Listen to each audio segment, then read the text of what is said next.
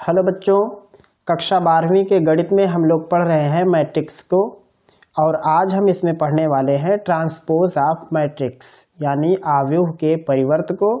और आव्यूह के परिवर्त के जो गुणधर्म हैं हम उन्हें भी पढ़ने वाले हैं। तो बने रहिए वीडियो में शुरुआत से लेकर के अंत तक, ताकि आपको आज की हर एक बात बेहतर तरीके से समझ में आ सके। कक्षा 12वीं के गणित में हम लोग जिस चैप्टर को पढ़ रहे हैं, चैप्टर का नाम है मैट्रिसेस यानी आव्यूह। और ये इस चैप्टर पर आधारित 5वां वीडियो है। और हम लोग जिस टॉपिक को पढ़ेंगे वो टॉपिक है ट्रांसपोज ऑफ मैट्रिक्स।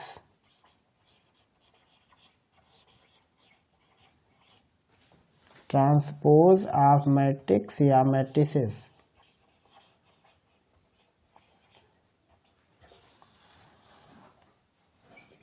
आव्यूह का परिवर्त। आव्यूह का परिवर्त ये है आज का अपना मेन हेडिंग। इसी चीज को पढ़ना है कि आव्यूह का परिवर्त क्या है। तो सबसे पहले इसको किस संकेत से लिखते हैं वो हम आपको बताते हैं कि इसका जो संकेत है किस अक्षर से दिखाते हैं, क्या पहचान है इसका। तो इसका संकेत होता है, मान लो आपने कोई एक आव्यूह लिया ABCD XYZ कोई भी, मान लेते हैं कि एक आव्यूह A है।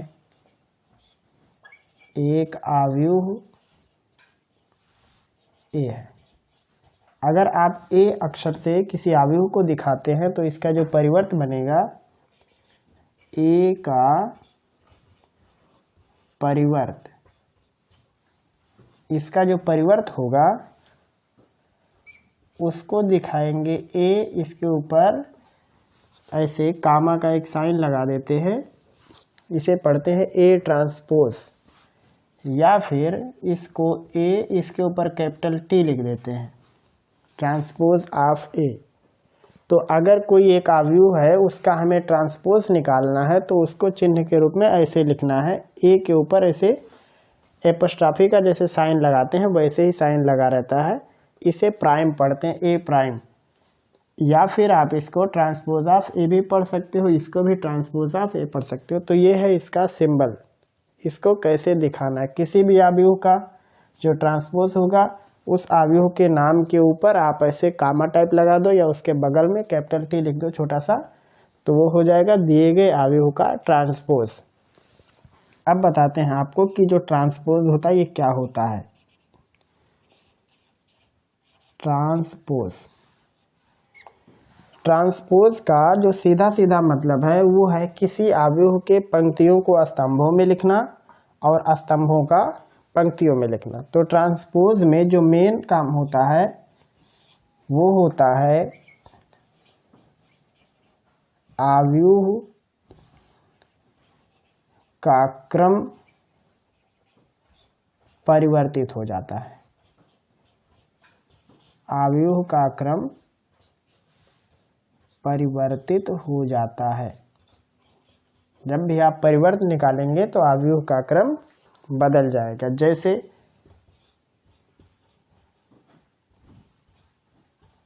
मान लो एक आव्यूह A है, इसको आप लिख रहे हो AIJ से, और इसका क्रम है m क्रॉस n, यानी पंक्तियों की संख्या m, स्तंभों की संख्या n। तो जो A का ट्रांसपोज बनेगा वो होगा AIJ और n cross m, n cross m। तो ये पहला बिंदु है कि जो ट्रांसपोज होता है, ट्रांसपोज में मैट्रिक्स के जो आर्डर होते हैं वो चेंज हो जाते हैं। अगर स्क्वायर मैट्रिक्स है तो फिर कोई फर्क नहीं पड़ता, लेकिन अगर स्क्वायर मैट्रिक्स नहीं है तो ऐसी दशा में उसके पंक्तियों की संख्या, स्तंभों की संख्या आपस में इंटरचेंज हो जाती है। और अगर स्क्वायर मैट्रिक्स है तो नंबर सेम होता, तो चेंज होने पर भी कोई फर्क नहीं पड़ता है। तो ये हो गया ट्रांसपोज मैट्रिक्स का पहला लक्षण। दूसरा, जो ट्रांसपोज मैट्रिक्स होता है उसमें हम कैसे आर्डर को चेंज करते हैं, तो उसमें हमें पंक्तियों को स्तंभों में लिखना है और स्तंभों को पंक्तियों में। तो इसमें इस आव्यूह में जो होता है, यहाँ लिख देते हैं आव्यूह का परिवर्त। आव्यूह के परिवर्त में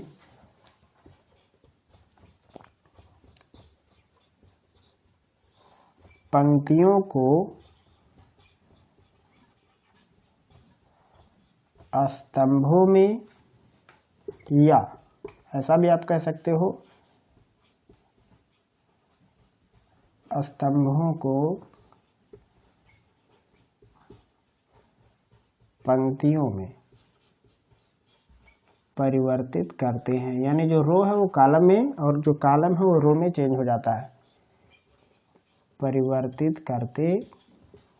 इस हिसाब से इसको इंटरचेंज करना है। यहाँ हम कुछ उदाहरण के थ्रू लिख के समझा रहे हैं। जैसे मान लो एक अवयव ए है, यह 1 2 3 4 5 6, ये वाला 3 पंक्तियां हैं, 2 स्तंभ है। तो इसका जो ट्रांसपोज बनेगा उस ट्रांसपोज को कैसे लिखना है, पंक्तियों को स्तंभों में लिखना है। क्रम कैसा रहेगा, पंक्तियां इस हिसाब से शुरू होती हैं और स्तंभ ऐसा होता है। तो एक एक पंक्ति को आपको उठाना है, जितनी भी पंक्तियां होंगी सारे पंक्तियों को आपको उठा के उनको इस हिसाब से ऐसे खड़ा कर देना है बस। तो यहाँ पे पहली पंक्ति इस तरफ चले 1 2, तो इसको लिख देना ऊपर से नीचे 1 2। अगला चल रहा है 3 4, उसको उठा के ऐसे खड़ा कर देना है 3 4। फिर चल रहा 5 6, उसको ऐसे लिख देना। इस हिसाब से आपको बदलना है पंक्तियाँ, इस हिसाब से इनको ऐसे घुमा देना है बस, और कुछ नहीं करना। कोई भी मैट्रिक्स हो उसकी ट्रांसपोज को ऐसे ही बनाया जाता है। अब यहाँ पे जो ऑर्डर होगा इसमें पंक्तियाँ 2 होंगी और स्तंभ 3 होंगे। तो जो ट्रांसपोज की खासियत होती है उसमें ऑर्डर इंटरचेंज हो जाते हैं। और ऑर्डर इंटरचेंज कैसे होते हैं, क्योंकि पंक्तियाँ स्तंभों में बदल जाती हैं और स्तंभ पंक्तियों में बदल जाते हैं। जैसे एग्जाम्पल के लिए मान लो एक अवयव दिया है ABCDEF GHI, मान लो 3 क्रॉस 3 का ये है। अब ये स्क्वायर मैट्रिक्स है तो ऑर्डर जो रिजल्ट आएगा वो भी उत्तर में बराबर आएगा। तो इसका जो हम ट्रांसपोज बनाएंगे वो ट्रांसपोज कैसे बनने वाला है, सबसे पहले हम पहली पंक्ति को लेंगे, उसे पहला स्तंभ बना देंगे। फिर दूसरी पंक्ति को लेंगे, उसे दूसरा स्तंभ बनाएंगे। फिर तीसरी पंक्ति को लेके उससे तीसरा स्तंभ या तीसरा कॉलम का निर्माण करेंगे। बस ऐसे ही करना है। इधर की पंक्ति को लेना है, उसको ऐसे खड़ा लिख देना, फिर दूसरी पंक्ति को लेना है, फिर उसको ऐसे खड़ा लिख देना, फिर तीसरी पंक्ति को लेना है, फिर ऐसे कर देना। बस यही होता है ट्रांसपोज मैट्रिक्स। ये अगर ए है तो इस टाइप से कर दिया जाएगा तो हो जाएगा ट्रांसपोज ऑफ अ मैट्रिक्स। किसी भी मैट्रिक्स का परिवर्त बनाते समय यही आपको करना, पंक्तियों को स्तंभों में ले लेना है। ये जो पहला एलिमेंट है इसको टॉप पर लिखना है, बाकी फिर ऑर्डर जो ऐसे है इनको झुका देना। यहाँ G से शुरू हो रहा है तो GHI, तो ऊपर से लिखेंगे GHI। DEF तो इसको ऊपर से लिखेंगे DEF। इस हिसाब से आपको बनाना। जैसे कोई अवयव है, मान लो 1 0 1 0 1 0 1 0 1, ये है। अब इसका ट्रांसपोज बनाना है। इसका ट्रांसपोज तो कैसे लिखोगे, सबसे पहले आपको ये वाली पंक्ति लेनी है 1 0 1, तो इसको लिखोगे ऊपर से 1 0। ये देखो पहली पंक्ति उठाए 1 0 1, दूसरी पंक्ति है 0 1 0 0 1 0, तीसरी पंक्ति है 1 0 1। तो यहाँ पे देखो इसमें उत्तर भी सेम सेम आया। तो कुछ जो होते हैं मैट्रिक्स उनका जब ट्रांसपोज बनाते हैं तो रिजल्ट में वही आ जाता है। ऐसे भी कुछ मैट्रिक्स होते हैं जिसमें ये, इसका एक उदाहरण भी है कि किसी दिए गए मैट्रिक्स का ट्रांसपोज करते हैं तो वही रिजल्ट भी बन के आ जाता है। तो ये है ट्रांसपोज क्या होता है और ट्रांसपोज कैसे बनाते हैं। अब हम आगे आपको ट्रांसपोज की प्रॉपर्टी बताने वाले हैं। अब इसमें देखते हैं ट्रांसपोज ऑफ मैट्रिक्स की कुछ प्रॉपर्टी जिस पर आधारित आपको प्रश्न लगाने हो सकते हैं, ऑब्जेक्टिव भी हो सकता है, ये बोर्ड में भी आते हैं, उसके आगे भी ये पूछे जाते हैं। तो इसकी जो प्रॉपर्टी है वो कुछ हम आपको लिख के बताते हैं। जैसे मान लो आपके पास कोई एक अवयव ए है, अवयव ए है मान लो, तो इसका जो परिवर्त होगा अगर उसका भी परिवर्त आप बना दो, किसी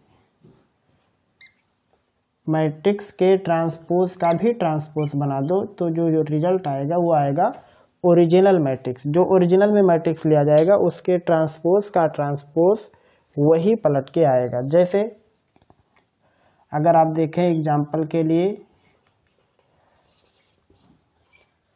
जैसे मान लो हमने ए लिया है, एक 2x2 का ले लेते हैं, बड़ा नहीं लेंगे। आप किसी पर भी इसको ट्राई कर सकते हो, 1 2 3 4। अब इसका निकालते हैं ट्रांसपोज। तो क्या बनेगा, पहली पंक्ति को पहला स्तंभ बनाएंगे, दूसरी पंक्ति को दूसरा स्तंभ बनाएंगे, ये हो गया। अब इसका भी ट्रांसपोज बनाओ, इस ट्रांसपोज का ट्रांसपोज मतलब जो आया है उत्तर, इसका भी ट्रांसपोज बनाओ। तो क्या मिलेगा, पहली पंक्ति को आप स्तंभ बना दो और दूसरी पंक्ति को भी स्तंभ बना दो। तो आप ये देखो जो फाइनल में आंसर आया है यही ओरिजिनल वाला मैट्रिक्स भी था, ये वाला, मतलब दोनों सेम सेम है। तो जो ट्रांसपोज का होता है उसका पहला प्रॉपर्टी है कि किसी मैट्रिक्स के ट्रांसपोज का ट्रांसपोज ओरिजिनल मैट्रिक्स के बराबर होता है, ये है इसकी पहली प्रॉपर्टी। दूसरी प्रॉपर्टी ट्रांसपोज मैट्रिक्स की वो ये है कि अगर हम किसी मैट्रिक्स के ट्रांसपोज में किसी स्केलर मैट्रिक्स से गुणा करा दें या किसी कांस्टेंट से गुणा कराएं, तो जो कांस्टेंट होता है उसका गुणा पूरे मैट्रिक्स में होता है, ये नियम है। तो अगर हम किसी मैट्रिक्स के ट्रांसपोज में उसका गुणा कराएं तो उसका मतलब ये भी हो सकता है कि सबसे पहले आप उस मैट्रिक्स में कांस्टेंट से गुणा करा के उसका ट्रांसपोज निकालो, उसकी वैल्यू, और ट्रांसपोज निकालने के बाद आप गुणा करो इसकी वैल्यू, ये दोनों वैल्यू आपस में बराबर होता है। एग्जाम्पल के थ्रू समझते हैं इसको। जैसे यही वाला मैट्रिक्स ले लेते हैं जो ये दिया हुआ, इसी मैट्रिक्स पर ले लेते हैं, इसका ये ट्रांसपोज है। तो हम ले लेते हैं मान लो K8, तो क्या हो जाएगा, यहाँ पे K कोई कांस्टेंट गिनती भी हो सकती कुछ भी, तो यहाँ पे हम ले लेते हैं, चलो इसी K को ऐसा ही मान लेते हैं। तो इस K के अंदर गुणा कराएंगे तो आएगा K 3K 2K और 4K, ये हो गया। दूसरा तरीका क्या है, सबसे पहले हम A के साथ ही K का गुणा कराएंगे फिर ट्रांसपोज निकालेंगे। दूसरा हम निकालेंगे K, यहाँ लगा देते हैं, दूसरा है निकालेंगे KA। तो इस A के अंदर ही हम कांस्टेंट का गुणा कराते हैं। तो इसके अंदर जब कांस्टेंट का गुणा कराएंगे तो ये आएगा K 2K 3K और 4K। अब इसका ट्रांसपोज बना देते हैं, जो मैट्रिक्स आया इसका ट्रांसपोज। तो आप देखोगे सबसे पहले हम पहली पंक्ति को पहला स्तंभ बनाएंगे और दूसरी पंक्ति को दूसरा स्तंभ। तो आप यहाँ पे देखो ये वाला आंसर और ये वाला आंसर बिल्कुल एग्जैक्ट।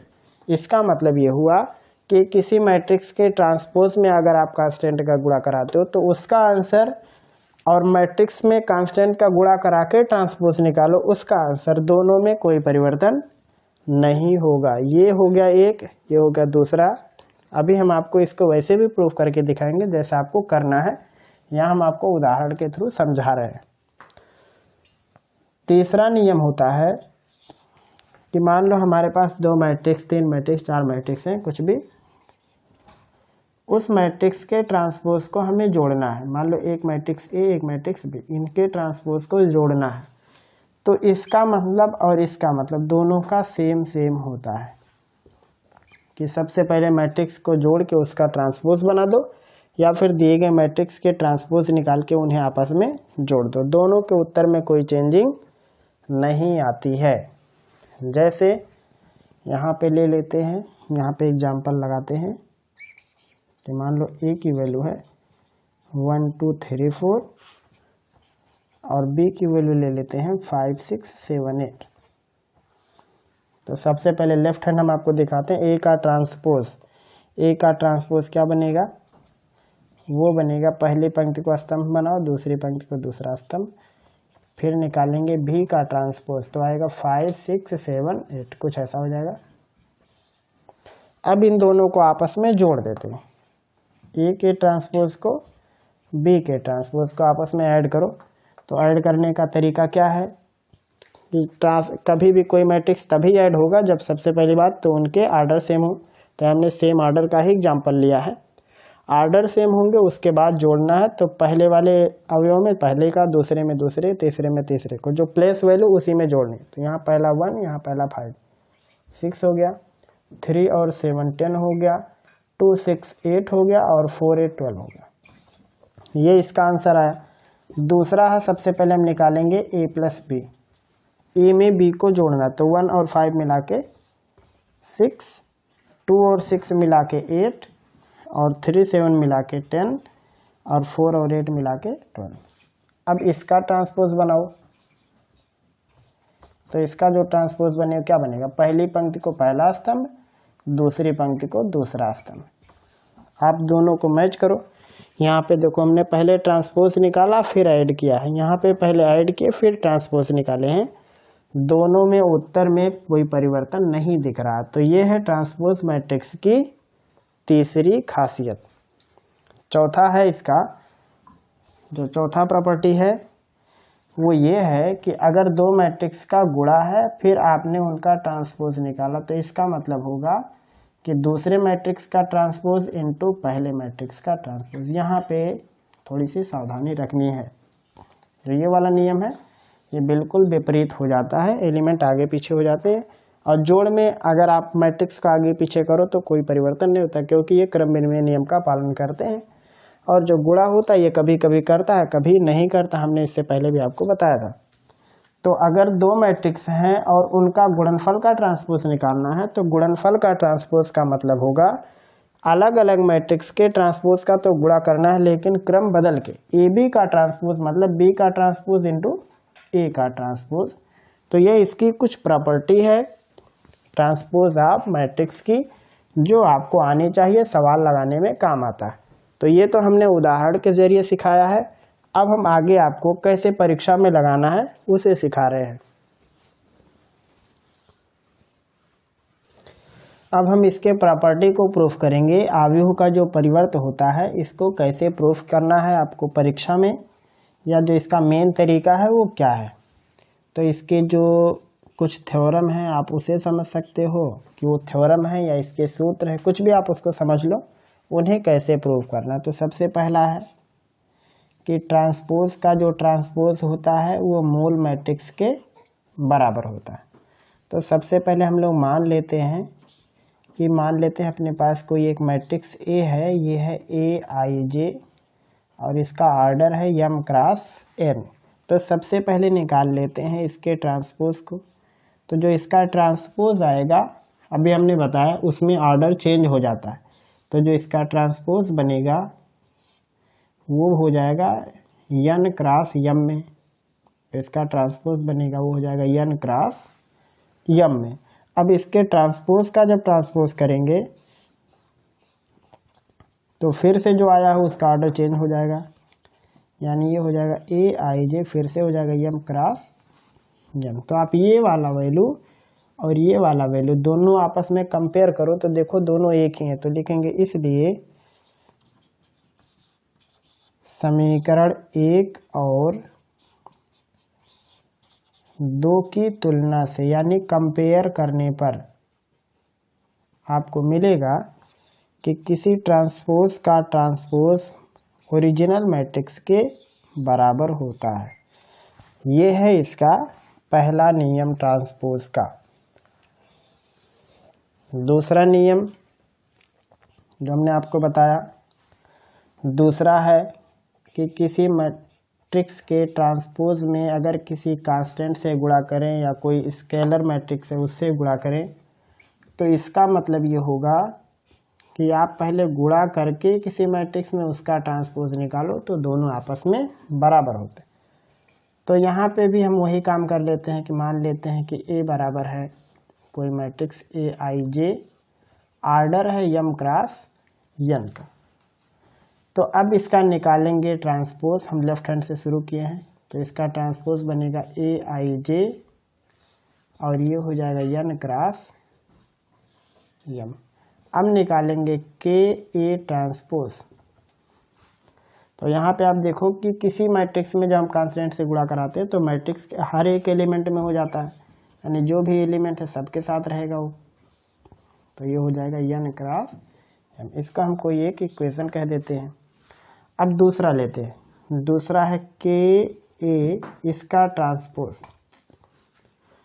तो सबसे पहले हम लिखेंगे के और ए की वैल्यू है ए आई जे, ये है यम क्रॉस एन, इस पूरे का निकालना है ट्रांसपोज। तो इसका मतलब हो गया, सबसे पहले अंदर के का गुणा कराएंगे तो हो जाएगा ये के ए I J Yama cross n, और इसका करना है ट्रांसपोज। अब जब इस पूरे का ट्रांसपोज करेंगे तो यहाँ पे ऑर्डर चेंज हो जाएगा, तो हो जाएगा के ए I J N cross N. इसको लिख देते हैं इक्वेशन नंबर 2। आप फर्स्ट इक्वेशन और सेकंड इक्वेशन को आपस में कंपेयर करो तो देखोगे कि दोनों एक ही है। इसका मतलब ये वाला थ्योरम भी प्रूफ होता है। ये पहला थ्योरम, ये दूसरा थ्योरम। सेम ऐसे ही तीसरा थ्योरम है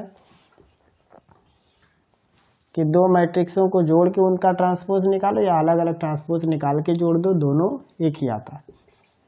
ए प्लस बी इसका ट्रांसपोज निकालो या फिर उनका अलग अलग ट्रांसपोज निकाल के जोड़ो तो उत्तर में परिवर्तन नहीं होता।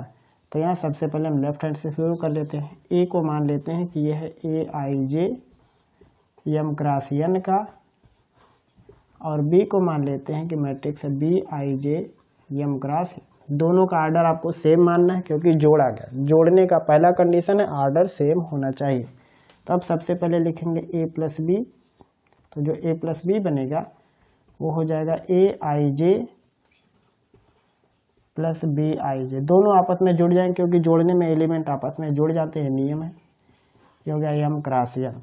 फिर यहाँ से निकालेंगे ए प्लस बी इसका ट्रांसपोज, तो इसका जब ट्रांसपोज बनाएंगे तो ये आएगा A I J plus B I J N cross M बन जाएगा। ये हो गया एक समीकरण।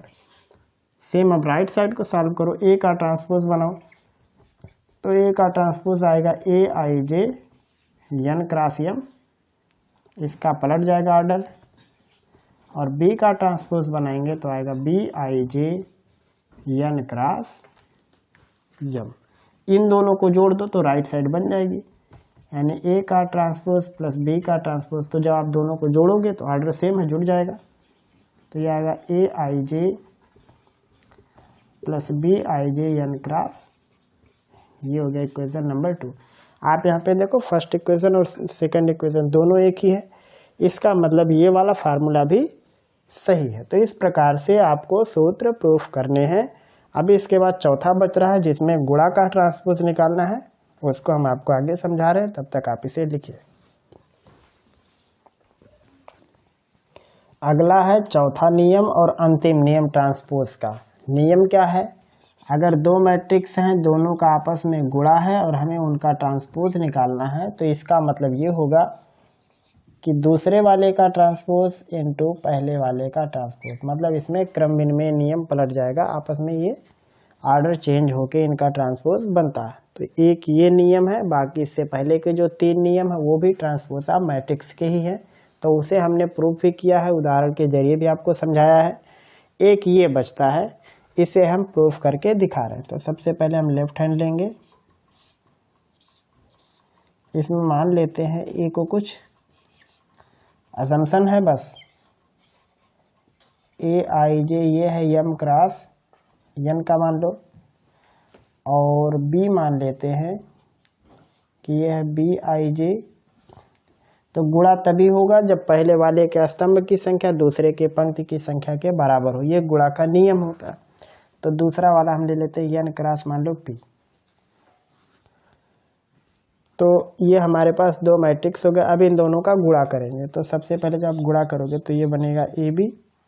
तो इन दोनों का जब गुणा होगा तो अंदर क्या आएगा, इसमें यहाँ पे जब आप इन दोनों का गुणा करोगे तो क्या आएगा, गुणा में ये जो ऑर्डर है, ये वाला ऑर्डर यम क्रॉस पी बन जाएगा जब भी इनका गुणा होगा। तो ये जब गुणा होगा तो एक बार लिख देते हैं, ये आएगा M cross N into B आई जे एन क्रॉस पी, और ये हो जाएगा ए आई जे इंटू बी आई जे, और ये बनेगा यम क्रॉस पी। जब आप इन दोनों का गुणा कराओगे तो दोनों मैट्रिक्स का गुणा होगा और नया ऑर्डर बनेगा यम क्रॉस पी, क्योंकि जब गुणा होता है तो पहले के स्तंभ की संख्या दूसरे के पंक्ति की संख्या नहीं लिखी जाती है। तो ये हो गया इसका गुणनफल। अब निकालेंगे इसका ट्रांसपोज, ए बी का ट्रांसपोज। तो ये बनेगा, यहाँ पे तो ऐसे रहेगा सेम क्योंकि एलिमेंट वही रहेंगे, A I J B I J, order बनेगा पी क्रॉस एम, नया आर्डर आ जाएगा। इसको हम कहेंगे इक्वेशन नंबर 1। अब दूसरा वाला लेते हैं, राइट साइड, इसको सॉल्व करते हैं। तो दूसरा वाला है बी का ट्रांसपोज, और बी हमने माना बी आई जे एन क्रॉस पी। तो जब इसका ट्रांसपोज बनाएंगे तो आएगा B I j p cross n. और जब निकालेंगे ए का ट्रांसपोज तो आएगा ये ए आई जे, हमने एम क्रॉस एन लिखा था तो ये हो जाएगा एन क्रॉस एम, ये हो गया। अब यहाँ पे आप देखो, अगर आप इसको लिखते ए का ट्रांसपोज इंटू बी का ट्रांसपोज, मतलब ए वाले में बी वाले का गुणा कराओ, तो एक हो जाता एन क्रॉस एम, एक हो जाता पी क्रॉस एम। तो कभी भी गुणा नहीं होगा, क्योंकि गुणा का शर्त होता है पहले के स्तंभ की संख्या दूसरे के पंक्ति की संख्या के बराबर हो। वहीं अगर हम इसको पलट के लिखें, पी क्रॉस एन पहले लिख लें और एन क्रॉस एम बाद में लिखें, तो आप यहाँ पे देखोगे कि ये दोनों सेम हो गए। तो इसीलिए यहाँ पे पलट के गुणा हो, into A I J N cross M. तो यहाँ हमें एन को नहीं लिखना है, तो ये बनेगा B I J A I जे, और ये एन हट जाएगा तो ये आएगा पी क्रॉस एम, ये वाला चीज़। यहाँ पे आप देखो ये वाला चीज़ और वो वाला चीज़, जो कि आपने लेफ्ट हैंड को सॉल्व किया था, तो यहाँ पे भी ऑर्डर आया था पी क्रॉस एम, यहाँ पे भी ऑर्डर आया है पी क्रॉस एम। आपको इससे मतलब नहीं है जो आगे इधर लिखा, क्योंकि एक नंबर होता है, नंबर को आप उल्टा सीधा करके गुणा कर दोगे तो अंतर नहीं आएगा। यहाँ पे आप देखो ऑर्डर दोनों की एक आ गई, तो इस हिसाब से इसको लगाना है। तो आप इसे लगाइए, अभी हम इसको उदाहरण के थ्रू आपको समझाते हैं। तो अब हम चौथा वाला जो सूत्र हमने आपको बताया है, जो गुणनफल वाला है, उसको एग्जाम्पल के थ्रू समझते हैं। चौथा वाला था ए इंटू बी इसका ट्रांसपोज, ये बराबर होता है बी का ट्रांसपोज इंटू ए का ट्रांसपोज। इस हिसाब से ये आपस में एक दूसरे के बराबर होते हैं। तो अब हम इसे उदाहरण के जरिए समझ लेते हैं कि क्या ऐसा हकीकत में होता है। मान लेते हैं ए, कोई मैट्रिक्स मान लो 2 क्रॉस 2 का मान लेते हैं, 1 2 3 4, और बी मान लेते हैं ताकि गुणा हो जाए, इसमें 2 क्रॉस 3 का मान लेते हैं, 1 2 3 2 3 1। ये है 2 क्रॉस 2 का, 2 पंक्तियाँ 2 स्तंभ, इसमें 2 पंक्तियाँ 3 स्तंभ, तो गुणा हो जाएगा इसका। उसके बाद अब यहाँ पे देखते हैं, सबसे पहले लेफ्ट हैंड को सॉल्व करेंगे। ए इंटू बी करना है, ए इंटू बी, तो ए को पहले लिखेंगे 1 2 3 4, और बी को बाद में लिखेंगे 1 2 3 2 3 1। जो ऑर्डर बनेगा वो क्या बनेगा, 2 2 कैंसिल हो जाएगा, तो 2 क्रॉस 3 में उत्तर आएगा। तो सबसे पहले पहली पंक्ति को और पहले स्तंभ को लेना, 1 का गुणा 1 में 1, 2 का गुणा 2 में 4, ये पहला एलिमेंट। पहली पंक्ति को दूसरे स्तंभ के साथ लेंगे तो दूसरा एलिमेंट बनेगा, 1 का गुणा 2 में 2, 2 का गुणा 3 में 6, 1 का गुणा 3 में 3, 2 का गुणा 1 में 2। उसके बाद 3 4 को लेंगे तो 3 का 1 में और 4 का 2 में 8 हो जाएगा, 3 दूनी 6, 4 तिया 12, 3 तिया 9, 4 एक 4। तो यहाँ पे जब गुणा होगा तो कितना आएगा, 4 1 5, 6 2 8, 3 2 5, 8 3 11, 12 6 18 और 9 4 13। तो ये हो गया 2 क्रॉस 3 का एक मैट्रिक्स बना। और वैसे भी आप देख सकते हो इसका गुणा करोगे तो 2 क्रॉस 3 का ही बनने वाला है। अब इसका निकालेंगे ट्रांसपोज इस दिए गए मैट्रिक्स का। तो जब ट्रांसपोज बनेगा तो क्या होगा, चेंज हो जाएगा, पहली पंक्ति से पहला स्तंभ बना देना है। तो ये हो गया 5 8 5 और 11 18 13, 11 18 13, 3 पंक्तियाँ 2 स्तंभ, मतलब जो हमें फाइनल आंसर मिलेगा वो भी यही मिलेगा। तो अब अगला वाला स्टेप सॉल्व करने के लिए राइट हैंड में एक एक पार्ट आपको लेना पड़ेगा। सबसे पहले बी का ट्रांसपोज, तो यहाँ पे है बी, इसका ट्रांसपोज क्या बनेगा, इसका ट्रांसपोज बनेगा 1 2 3 2 3 1 आर्डर बन जाएगा, पंक्तियाँ 3 और स्तंभ 2। अगला ए का ट्रांसपोज, तो 1 2 3 4 बनेगा, 1 2 3 ये है 2 क्रॉस 2 का। अगला काम आपको करना बी का ट्रांसपोज इंटू ए का ट्रांसपोज, तो पहले बी को लिखना है 1 2 2 3 3 1, फिर ए को लिखना है 1 3 2 4। आंसर में क्या आने वाला, 2 से 2 कट के 3 क्रॉस 2 ही आएगा ये। तो ये फाइनल हो गया कि आर्डर सेम हो गया। अब बारी आती है उत्तर सेम आएगा कि नहीं। तो गुणा कराओ पहली पंक्ति को पहले स्तंभ के साथ एक एलिमेंट, 1 का 1 में 1, 2 का 2 में गुणा कराएंगे 4, 1 का 3 में 3, 2 का 4 में 8, ये हो गया। फिर दूसरी पंक्ति को लेना है, तो 2 का 1 में गुणा 2, 3 का 2 में 6 हो जाएगा, 2 का 3 में 6, 3 का 4 में 12, फिर ऐसे ही 3 का 1 में गुणा करेंगे 3, 2, 9 और 4। आप इस पूरे को सॉल्व करोगे तो कितना आएगा, 4 1 5, 6 2 8, 5 11 18 और 13, और ये होगा 3 पंक्तियाँ और 10। तो यहाँ पे देखो ए बी का ट्रांसपोज उसका उत्तर और बी के ट्रांसपोज इंटू ए के ट्रांसपोज का उत्तर दोनों का सेम सेम, मतलब यहाँ पे प्रूफ होता है कि जो लेफ्ट हैंड की साइड है वो और जो राइट हैंड की साइड है वो आपस में बराबर है। तो ये है ट्रांसपोज ऑफ मैट्रिक्स से संबंधित 4 नियम जो हमने आपको बताए हैं। चारों नियम क्या है कि किसी मैट्रिक्स के ट्रांसपोज का ट्रांसपोज ओरिजिनल मैट्रिक्स के बराबर होता है, ये पहला था। दूसरा है कि किसी मैट्रिक्स का ट्रांसपोज निकाले के कांस्टेंट से गुणा कराओ या कांस्टेंट का गुणा करा के ट्रांसपोज निकालो। तीसरा है 2 मैट्रिक्स के योगफल का ट्रांसपोज निकालो या उनका ट्रांसपोज निकाल के फिर योगफल निकालो, और चौथा यहाँ पे लिखा हुआ। तो ये है अवयव के परिवर्त का गुणधर्म जो हमने आपको सिखाने की कोशिश की है। उम्मीद है कि आपको ये सारी टॉपिक समझ में आ गई होगी। फिर मिलेंगे हम लोग जल्द ही अगले पार्ट में अगले टॉपिक के साथ।